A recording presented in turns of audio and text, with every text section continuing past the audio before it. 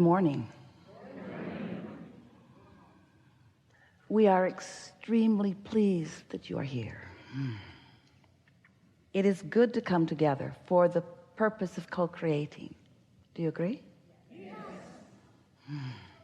You're knowing what you're wanting? Are you enjoying the expansion of your personal desire? That's a good thing. Because if you are enjoying your own desire, that means that your beliefs are somewhere in the vicinity of them.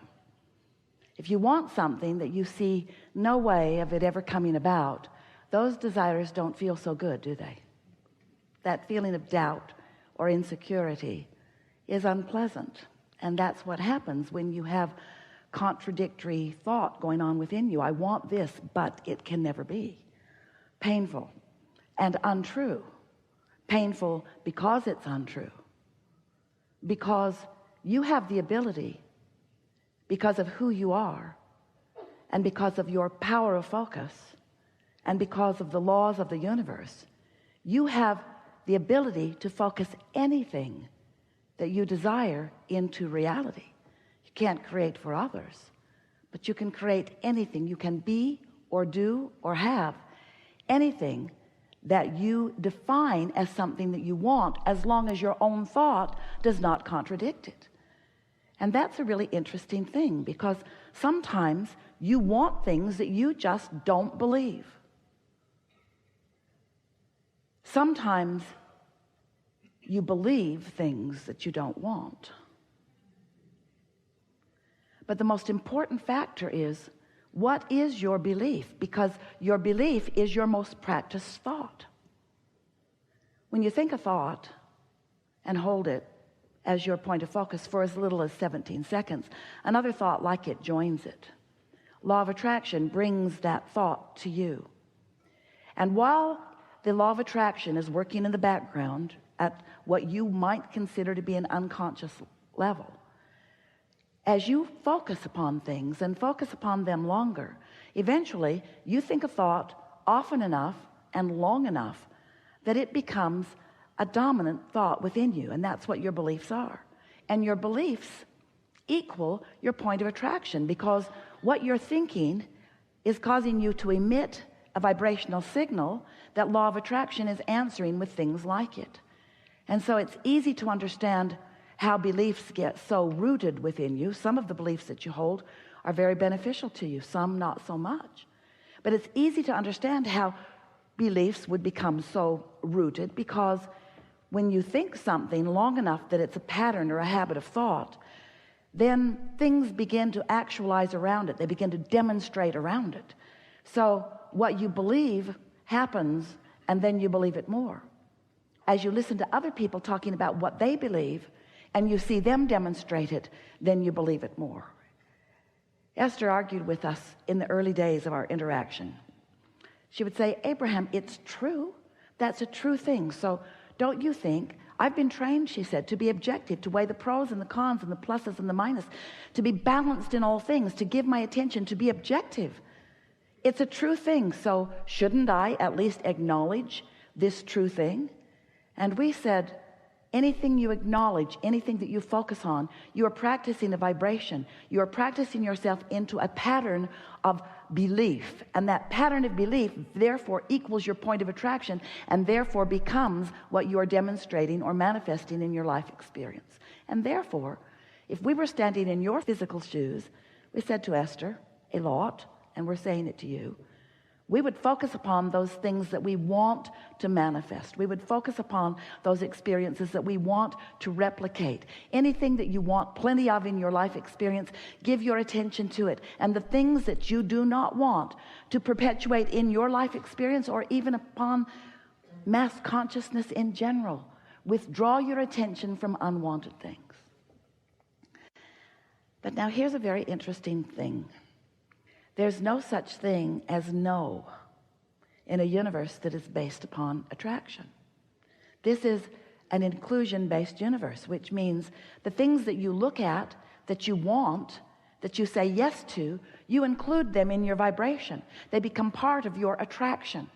But those things that you don't want, that you shout no at, you also include in your vibration, because the universe is not differentiating between the word yes and no. It is only differentiating between your attention to it or your not attention to it. You see what we're getting at? So you can shout no all day long at things you do not want, and they come to you stronger and stronger and stronger because of your attention to them. Isn't that a good thing to know? So what do you do? What do you do if you don't want that thing? I don't want that thing. I'm not going to think about that thing that I don't want anymore. That thing over there. I'm not going to think about that anymore. I'm not going to think about that anymore. I'm not going to think about it. I'm not going to think about it. I'm thinking about it. I don't want to think about that thing. I don't want to think about it. I don't want to think about it. So what you have to do is think about something else. You think about other things. You just gradually, and it takes a little bit of time, it's gradual, shift your attention more and more to things wanted, and therefore not so much on things not wanted. But it's not an instant transformation. It's a general, gentle transformation. And it's helpful to understand what makes it easier and what makes it more difficult. So here are the laws of the universe simply explained so that you can understand how it is that things are coming to you or to others because of your attention. So when you give your attention to something and you're thinking about it in very general terms, in that general attention to it, there is less momentum. The more you think about it, the faster the momentum. So when you've given your attention to something, your undivided attention to something, and you've given your attention longer and longer, law of attraction just fills in more and more details for you. And the more detailed a subject becomes, then the stronger your point of attraction is. The more general you are, the less. And so when we talk about law of attraction, we have to use the word or put the word momentum into the equation, because if you understand that law of attraction and momentum go together, then sorting this out will be a very easy thing for you. The best momentum story we have, Esther was amazed when she first saw the streets in San Francisco. Didn't seem possible that people would want to drive up or down them. They were. There they were. Imagine putting your car at the top of one of those hills, taking it out of gear, taking the parking brake off, and just for fun, just to see if the physics of this universe are still in place, you decide to just bump your car a little bit from behind just to see what might happen. Well, it starts to move, but you come to your senses right away because you've been around here long enough to know about gravity and inertia. So you step right out in front of your car and it bumps up against you and the momentum stops, and it was easy to stop because it was very slight anyway. But you wouldn't want to be at the bottom of that hill stopping that momentum. So law of attraction is the same. The more time or attention that you've given to a subject, the more momentum it has. And you are not going to stop that momentum all at once. But it is important to know that while you sleep, the momentum of your thought does stop. While you're asleep, you are not encouraging the momentum. It gives you a sort of reprieve from unwanted momentum.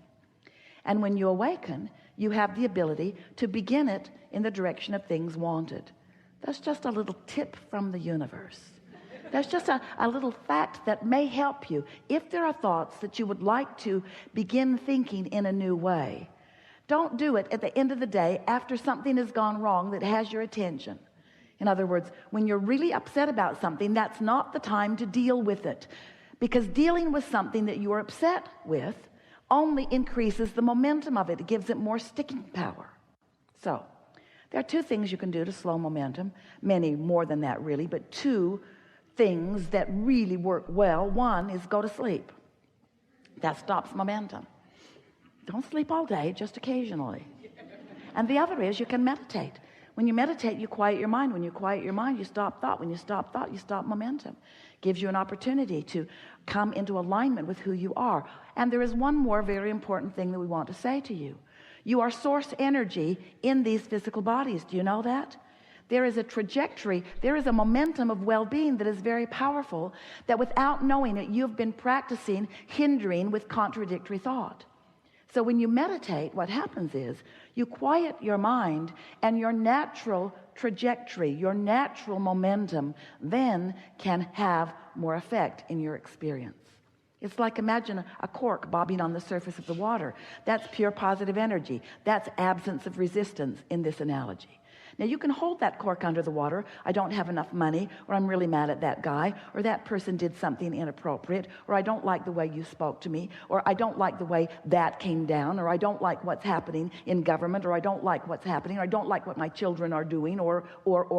You can hold that cork under the water in disapproval of something, in negative attention to something. But when you are distracted from that subject, like in slumber or meditation or appreciation, you let go of the cork and it bobs right back to the surface where you naturally belong. So what we're wanting to say to you is that while you do, everyone does, you have some beliefs that are not serving you. The source within you knows who you really are and what you really want. In other words, all day, every day, as you sift through the contrast of your experience, you are launching these rockets of desire. I don't want to be rude. I want to be kind. I don't want others to be rude. I want others to be kind. I don't want to not have enough of this. I want to live in prosperity of health and dollars and so forth. So as you've been launching these rockets of desire, these vibrations have emanated from you and have added to this vortex of creation that you were when you were born, that pure positive energy, all-knowing, powerful, worthy being that you are. When you made the decision to come into this body, you didn't come to fix things that were broken. You know there were not any broken things. You came for the joyous experience of joyful expansion. And so there was a trajectory, there was momentum. We call that your vortex. It's this vibrational reality that has the potential of manifesting, but you have to, in your conscious awareness, be in a vibrational place that is in harmony with what's in this vortex. So some of you have been listening to us for a while, yes?